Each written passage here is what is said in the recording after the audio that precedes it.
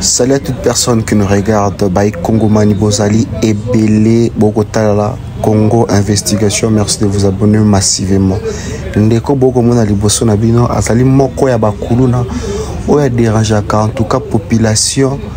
Il y a district ya Funa Makasi. Aotako papa maman Moro Machette Akimaka. Abotola maman na mbongo, mais la police est kangi lelo et aidé na maboko ya justice. Boko mona na kotala e ko bangisa e ko pesa nzoto malili, mais choix exact to ko ça toujours mosala. Alors bakuna ba ko toujours ko ça mosala bango to ko senga na la police ba maximiser encore mosala pour que population ba se encore et encore. Bota ataya bidomo ke longi aleko o ezali ba machette o wapi baku na ba opéra kanango, mais la police na biso la police ko sala mosala e kangi kuna e ko kangape na eloko oyo et ça la raconte kuna katela ba machette o mona. Vous êtes en direct mesdames et messieurs, bota la ba machette o imaginez machette déjà gata boy et ruya boy comme on dit. Alors ezio na nzoto na pota na tétanos, donc pas le choix. En tout cas, mon salaire bon, vous allez bon combat.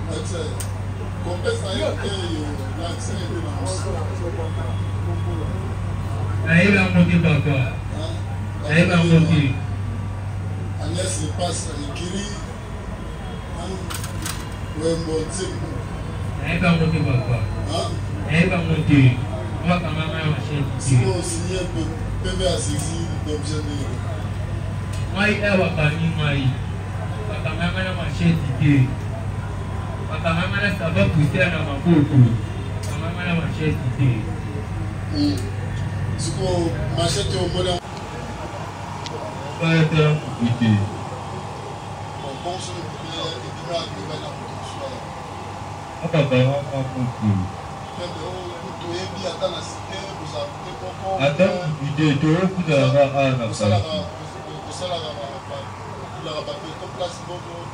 oui,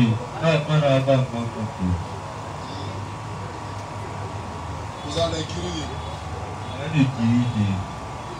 On va plutôt la machette. Si vous voulez, on pas possible. Vous avez la tatouage. La tatouage. Vous avez une azou qui a fait.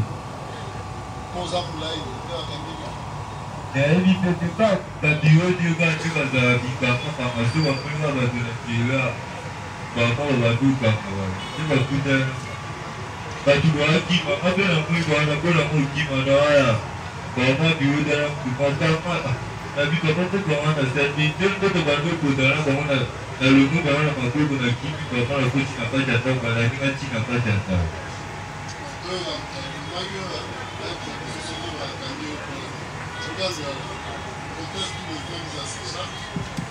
Si vous pouvez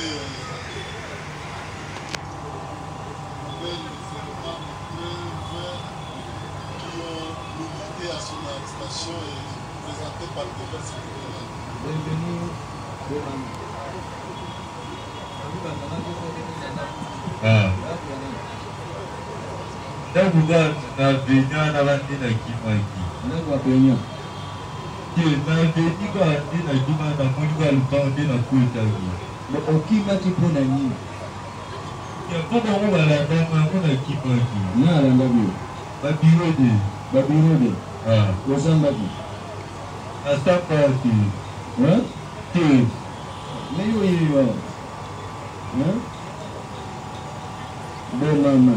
Marco, is that you?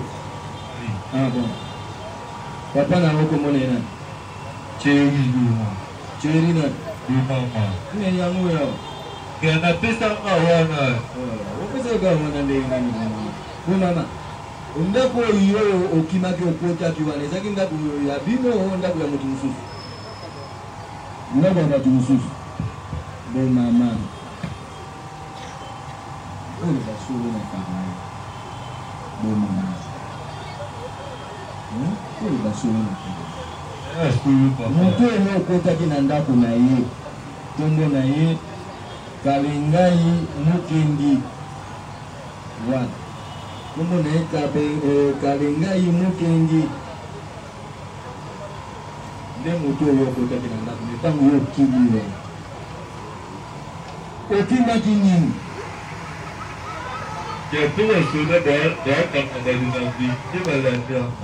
yo okimaki mpo basoda baakanga bato na venite yo outi affrontement oyo ya bino ya bakuluna babangi olanda bino yo okimi bakuti mpe kuluna ekomaki te na venu eloko mpe te kaka wana bitambola tambala nde bakutani na nga bakangi yo okimi okoki nakimi mpo na kati ya ndako wana balanda mpo na mwingo yango na kimi bakangi baala na nzela biona na mwinga asimbanga londe na tie kapo simbanga londe nde na kimi nakoti na kati ya ndako okimi okoti na ndako okotaki na ndako babibisinga oyo makuluna bakangi bango basi moto wana nde abimisaki yo kutitali bango nde basoda bakotiki na kati ya ndako babibisinga kasi mpo okotaki kobunda bakuluna bakangi yo okoti na ndako ya papa oyo kombo na ye Kalengai Mukenge ntango alingi abimisa yo yo panzi mesa na ye ya bakosi monsieur le président Bomama c'est un grand colon, un bandit urbain reconnu de l'Ekiri Ombagan. Le jour de son arrestation, il était en pleine action ou bagarre avec d'autres écuries de Kouroun. Et c'est comme ça que la police a été informée. La police est descendue sur le lieu en pourchassant le Kouroun. Lui, là, a fui pour aller se retrouver dans la maison du Sier Kalengai Mukenge. C'est là où il a commencé à menacer ce dernier, allant jusqu'à détruire sa table en vitre. Et d'ailleurs, on lui a même posé la question, reconnaissez-vous d'avoir détruit la table en vitre dans le domicile de M. Kalengai? Oui, je le connais. Reconnaissez-vous qu'au regard de la loi, vous avez commis l'infraction? Oui. Donc, monsieur le président, honorable membre de la composition, il a une victime. Et le jour de son arrestation, ils étaient en pleine action de ce qu'ils ont toujours l'habitude de livrer comme bagarre en public. Et c'est comme ça qu'il a été arrêté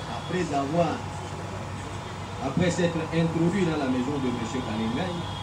Et une fois arrivé là-bas, il a menacé ce monsieur allant juste à détruire sa table. Nous avons dit, monsieur le président.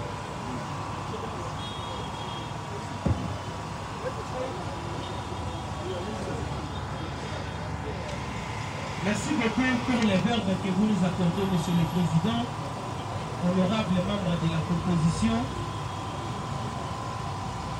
Voilà encore, nous sommes là en train de voir, en train de participer à l'imagination de l'organe de la loi.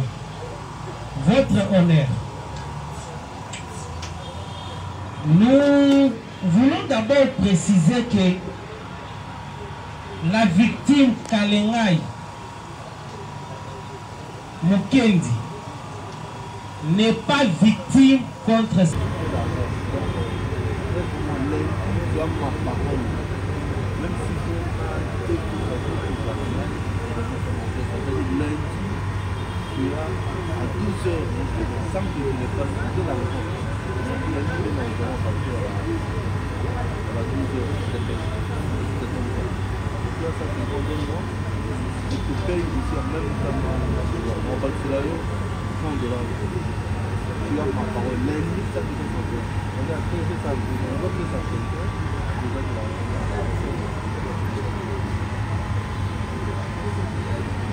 Carlos David, Malboso Monavamo, c'est pas micro, non? Malboso Monavamo, c'est là en tout cas ma machine tournée. Ici tu as mon Malboso. Mai na komina kumutini bandobe ta mai doit être à machette. Ma machette, la machette, ça va plus faire.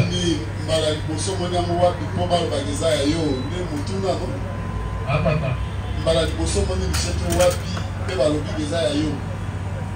Et ça, il m'a dit, papa. Il a monté. Et papa, ma machette. Parce que le ministère public a levé ça, le chef n'a pas signé le PV a saisi l'objet. Papa n'a pas d'ambi. Ma machette, papa. Pas le coup de papa.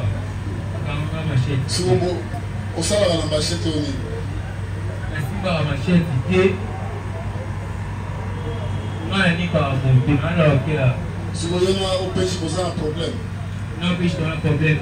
Moi, on tire le dossier à ma classe, pour nous, dans la machette pour l'année. Où est l'île au OPJ?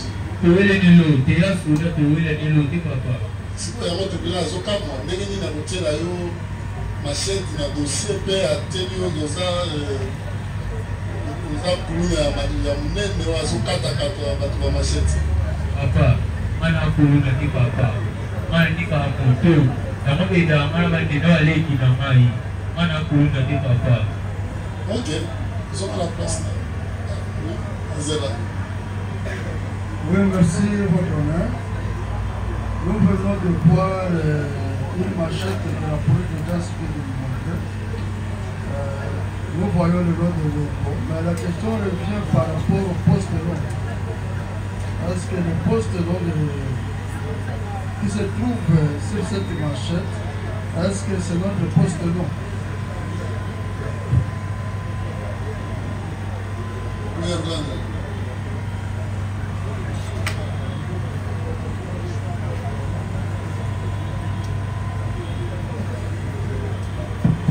Monsieur le Président, c'est Wengo Timba Rachidi. C'est son nom. Dans ces dossiers, nous n'avons pas un autre Wengo ici. Il est unique. Nous l'avons dit, Monsieur le Président. Kanaki Wakumbala. Bandal Kouteni.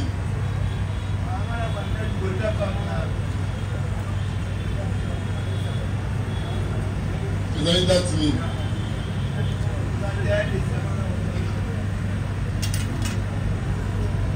Maël dit.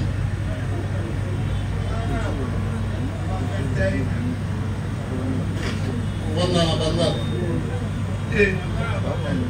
On va dans la Colombie. On a la Galibanda. Vous avez sans adresse. Vous avez chèque. Si vous avez une bande qui Kinshasa Bobimba ou bien aux ans à coin à eux au Lalela. Colombie. On a à côté à Yomoko. Mais côté à Yomoko, na Katini, à Nini. Ou bien ceux qui ont commis la Kitambo, Moli Place au Lalela.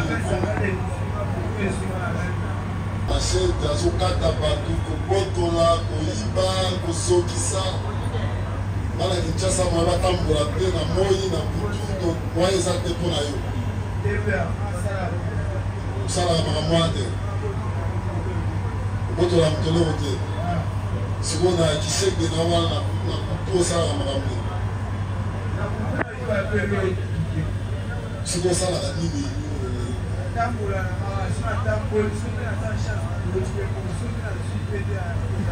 Donc, tant que la rande Kolukao le Rotambongo, donc je trouvais que Kinshasa m'a pas Kolukao le Rotambongo.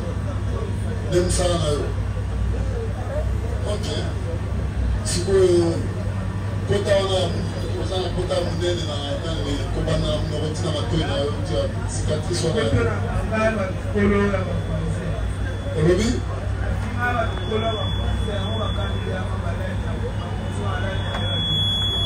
Finaki Banikora Bafazer, ne Bakatio Kotawana. C'est qui tout malade de la Bakuruna.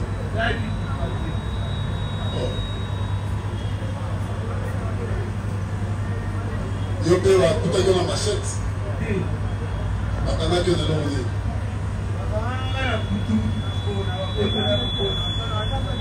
Yom de Rambon, où est-ce que vous avez Rosa Lambon? On peut se la police, madame.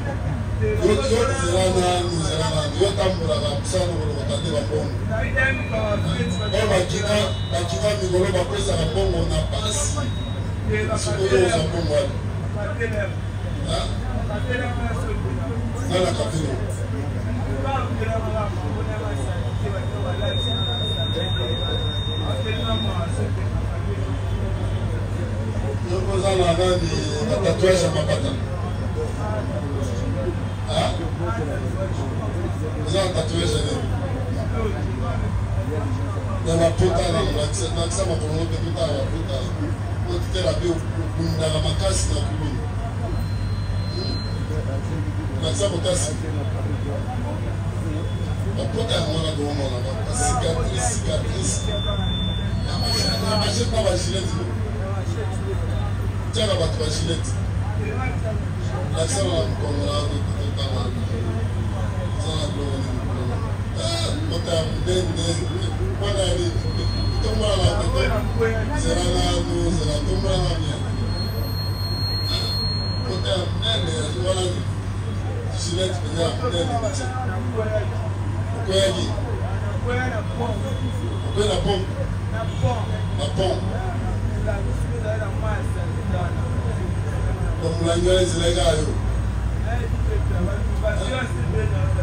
Là, auditeur a vu ma casse, on a toujours mal à la grâce, on a pu terminer.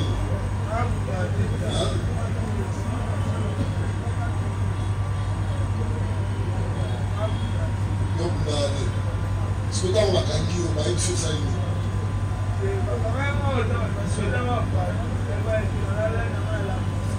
On a la presse, on a la place ligne. Place ligne.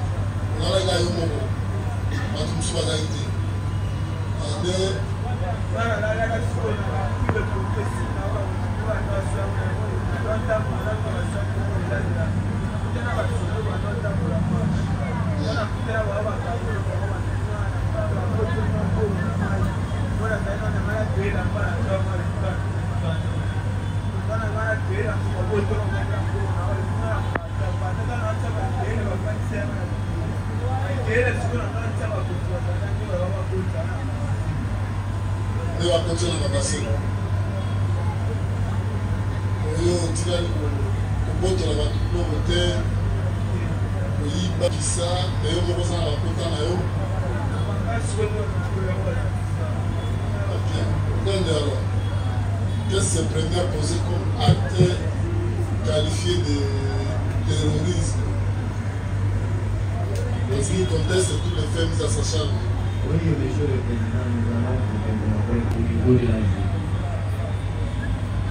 Vous avez expliqué l'argent avec ces consorts qui viennent en train de dénommer le vieux là. Ils ont exploité l'argent.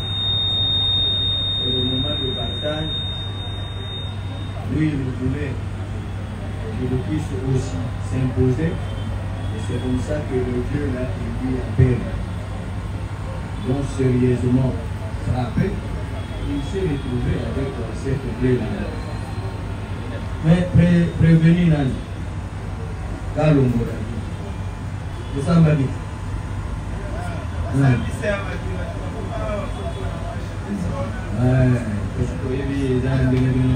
mais vous avez un poteau dans l'état malade. Vous voyez, si le tribunal les a baviés, à la chèque, il va péter à Dieu. Ah, mais nous dit que au bout de la ligne, tout le monde. Quand on est comme il attend un vocabulaire, il y a ça la bonne école, la maman va l'écrire comme ma taxe. Ah, mais qui est? Nous sommes comme au Tigani na Potawa.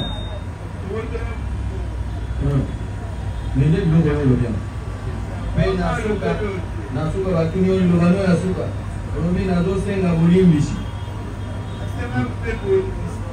On met un peu de gens à Pébé. Vous avez un avion pour la chèque.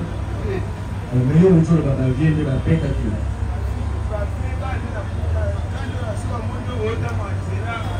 Merci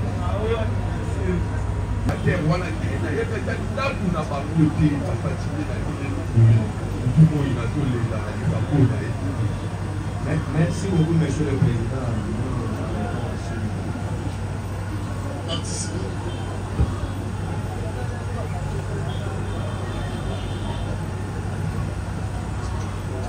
Monsieur le Président, merci pour les lois du verbe. Monsieur le Président, la partie civile Bengal et Clovis est contente parce qu'en ces jours, encore, nous jetons d'abord de fleurs au ministère public avec ces services qui ont pu, qui ont réussi à nous amener encore des complices. Vous savez, Monsieur le Président, j'ai attendu un moment donné avant que l'audience de ces jours, ou le moment où nous sommes ici, puisse répondre. Le prévenu qui est par devers vous refuser de ne pas connaître Monsieur Nyamasolo. Or, le PV de l'OPJ renseigne que lui a eu à dire oui qu'il connaissait M. Lingale. Et Nyamasolo, à son époque également, avait dit qu'il n'était pas seul. Les quartiers où ils habitent, Monsieur le Président, les quartiers où ils habitent, il y a des gens que nous ne citerons pas ici qui ont vécu, qui ont vu le fait, qui ont vu même Nyamasolo avec la mousse sur la tête, à terre de se déplacer avec. C'est l'ami de M. Lingale qui habite les quartiers, que nous ne citons pas, Monsieur le Président. Mais nous lui disons, s'il pouvait coopérer avec la justice, accepter de pouvoir restituer tous ces biens-là, ça allait nous favoriser, parce qu'il avait déjà commencé à restituer les biens. Le premier jour de l'audience, il a même reconnu qu'il avait remis la télé et le Bluetooth, qu'il ne connaissait ni le numéro, ou il ne pouvait même pas donner, Monsieur le Président, donner la facture. Où il avait acheté, il ne vous a pas dit. Il est resté en train de nous faire rire simplement parce qu'il a considéré le tribunal comme étant la scène ou les théâtres de rire. Donc, celui-ci n'est pas innocent parce qu'il vous a dit qu'il a été condamné à son temps. Quand il était condamné, il n'a pas non plus abandonné. Il n'a pas été rééduqué parce qu'il était aux prisons centrales de Makala. Il a encore repris avec la même chose. Il a continué. Je pense que l'OPJ qu'il a interpellé, qu'il a auditionné, l'a posé des questions. Et toutes ces questions sont reprises par le ministère public. Et jusqu'à la preuve du contraire, le PV même de l'OPJ, Monsieur le Président, fait froid. Donc il ne peut pas se contredire lui-même. Il ne dira pas que je n'ai pas étudié, je suis aveugle, je n'avais pas vu, je n'étais pas là parce qu'il a remarqué que nous sommes aujourd'hui devant le tribunal. Il ne sait pas que les sociaux commencent parfois devant l'OPJ. Nous avons dit, Monsieur le Président.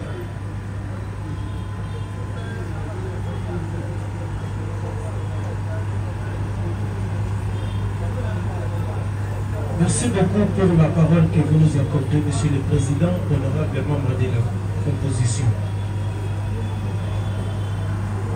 Le prévenu déféré devant votre caisse tribunal, il avait soutenu pour dire que la télévision, tout ce que la partie civile est en train d'énumérer comme ses biens, tous ces biens-là lui appartiennent. La partie civile a soutenu pour dire « Oh non, ce sont nos biens, nos télévisions, tout ça, tout ça, tout ça. » Nous sommes en matière pénale. La charge de la preuve incombe à celui qui allègue les faits. Vous allez vous rendre compte que on avait même évoqué l'article 658 du Code civil des obligations. En fin de meuble, la possession de vos titres. C'est à la partie civile de venir ici brandir la facture une récit qui montre que cette télévision l'appartient et d'autres biens qui sont en train de numérer. Jusqu'à aujourd'hui, la partie civile est en incapacité totale de brandir qu'une seule facture. Monsieur le Président, comment la partie civile peut expliquer qu'une personne qui détient ses biens, toi tu viens aujourd'hui pour dire oh c'est pour moi, oh ça m'appartient. Mais prouve, nous sommes en droit pénal. Nous demandons ne fût-ce qu'une seule la facture qui peut nous montrer que oui, la télévision et d'autres biens dont ils sont en train de réclamer ici, ces biens leur appartiennent. Monsieur le Président, honorable membre de la composition, nous sommes en droit pénal, nous sommes en matière pénale. La charge de la preuve incombe à celui qui allait griffer. Nous estimons que la partie civile est dans l'imagination. Puis, nous allons revenir au bon moment pour vous montrer les imaginations de la partie civile. Nous avons dit sur réserve d'être complétées. Monsieur le Président, honoré membre de la composition, merci pour la parole aussi. Monsieur le Président, il était question de pouvoir chercher le complice de Seigneur Massoulou. Et que vous remarquez devant votre liste tribunal, il y a le Koumeni ici devant. Lorsque le ministère public était en train de lui poser quelques questions, vous avez bien attendu. Comment chercher son complice? Il vous dit ici présent qu'il ne connaît même pas le fameux Nyama Solo. Et que même ici devant vous, il avait du mal à le reconnaître parce qu'ils ne se connaissent pas. Monsieur le Président, comment expliquez-vous que les faits se sont déroulés depuis 2024, comme on l'a dit devant vous, que le prévenu ici rendu habite dans une même avenue que Nyama Solo? Qu'est-ce qui s'est fait que celui-ci a été appréhendé depuis 2024 et celui-ci vient à peine d'être appréhendé le lundi, Monsieur le Président? D'autant plus qu'ils habitent une même avenue, on devait normalement mettre la main sur eux. Et la parcelle en question où il y a eu vol, c'est la parcelle du prévenu Nyama Solo. Il vous a dit bien qu'il est un simple coopérant et qu'une fois de sa vie, il a été à la prison centrale de Makala. C'est depuis cette date, depuis 2012. Et vous allez vous rendre compte qu'il a été rééduqué une fois à la prison centrale de Makala. Raison pour laquelle il n'a plus jamais été interpellé. Et aujourd'hui, nous sommes en 2025, Monsieur le Président. Il vous dit que je reconnais que je suis coopérant. Il vous a même donné le nom du lieu où il a l'habitude d'effectuer ses activités. Il vous dit que non, je suis là, je répare les téléphones. Je fais ceci, cela, mais je n'ai pas compris. On a mis la main sur moi, on me parle d'un monsieur Nyama Solo. Et vous-même, vous avez remarqué qu'ils ne se connaissent pas. Il ne connaît même pas les lieux. Il a reconnu du moins que sa femme habite à Kungu, mais lui-même, il reste à Makala. Monsieur le Président, honoré membre de la composition, monsieur l'organe de la loi, je pense que vous êtes éclairé.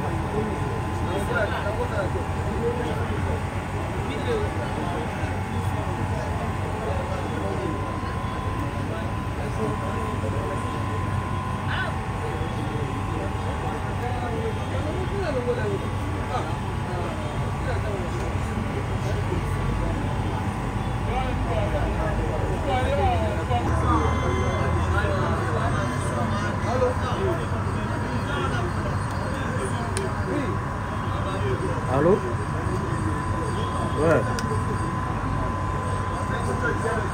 Congo Investigation, tu vois, tout le monde nous sala qui toko, polémique exacte, vraiment, bande de consommer à Moselle, on a besoin de voilà quoi. Merci beaucoup.